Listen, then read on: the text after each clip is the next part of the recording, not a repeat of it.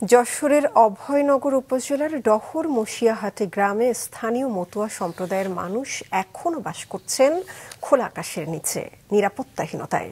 অভিযোগ, বিএনপির স্থানীয় এক নেতা হত্যাকে কেন্দ্র করে 2 সপ্তাহ আগে সেখানে অন্তত 18টি বাড়িতে আগুন, হামলা ও লুটপাট করা হয়। যশোর প্রতিনিধি রাহুল রায়ের তথ্য ছবিতে ডেস্ক রিপোর্ট। এ যেন এক বিধ্বস্ত জনপদ, যেদিকেই চোখ যায় চারিদিকে ঘরবাড়ির জিনিসপত্র পোড়ার ছাই। কিছু বাড়িতে ঘরের ইট আছে, ছাউনি নেই। ছড়িয়ে ছিটিয়ে পড়ে আছে আগুনে পুড়ে ক্ষতিগ্রস্ত দৈনন্দিন ব্যবহারের জিনিসপত্র। নিরাপত্তাহীনতায় ডহর মসিয়াহাটি গ্রামের বাইরেদা পাড়ার পরিবারগুলির পুরুষেরা পালিয়ে রয়েছেন অন্য এলাকায়। আতঙ্ক এবং নিরাপত্তা সংকটের মধ্যে পাড়াটিতে থাকছেন মতুয়া সম্প্রদায়ের নারী, বৃদ্ধ ও শিশুরা।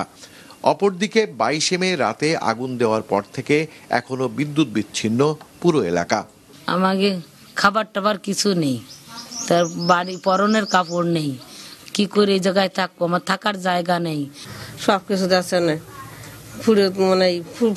ফুরিয়ে ঠুরে গেছে না। পুরুষ মানুষগুলো ধরো ভয়তে আসতে পারতেছে না, কিটা কোনে এসে উল্টো পাল্টা কি করবে, মানে কি ভয়তে তারা বাড়ি আসতে পারতেছে না। মানবাধিকার সংগঠনগুলি বলছে, মতুয়া সম্প্রদায়ের পাড়ায় আগুন ও হামলার ঘটনা মানবাধিকারের চরম লঙ্ঘন। দেশে সামাজিক সম্প্রীতি বজায় রাখতে এর প্রতিকার ও প্রকৃত দোষীদের দৃষ্টান্তমূলক শাস্তি জরুরি বলছেন তারা। এখানে এই নির্দোষ এবং ইনোসেন্ট প্রান্তিক গরিব মানুষদের বাড়িঘর যে পুড়িয়ে দেওয়া হয়েছে, এর চেয়ে নির্মমতা আর হতে পারে না। এটা চরম একটা মানবাধিকার লঙ্ঘন হয়েছে। কাদের যতটুকু ক্ষতি হয়েছে সেই পরিমাণ যেন ত্রাণ সরকার থেকে দেয়, প্রশাসন দেয়, এটা আমাদের একটা জোর দাবি।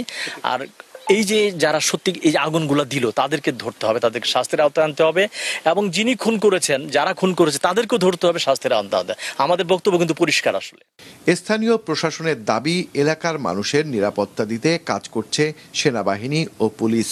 সবাইকে ঘরে ফেরার আহ্বান তাদের। আগের ঘটনাটা যখন ঘটেছিল তখন তো আমরা কোনো ধরনের প্রস্তুতি ছিল না, আমাদের তো জানা ছিল না এই বিষয়টা, যে বিষয়টাকে কেন্দ্র করে এই ঘটনাটি ঘটে।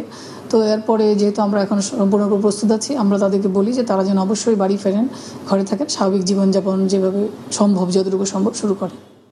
এরই মধ্যে খুন ও পরবর্তী হামলার ঘটনায় পৃথক 2টি মামলা হয়েছে। খুনের ঘটনায় পরিবারের করা মামলায় 4 জন আটক হয়েছে। অন্য আসামিদের ধরতে অভিযান অব্যাহত রেখেছে প্রশাসন।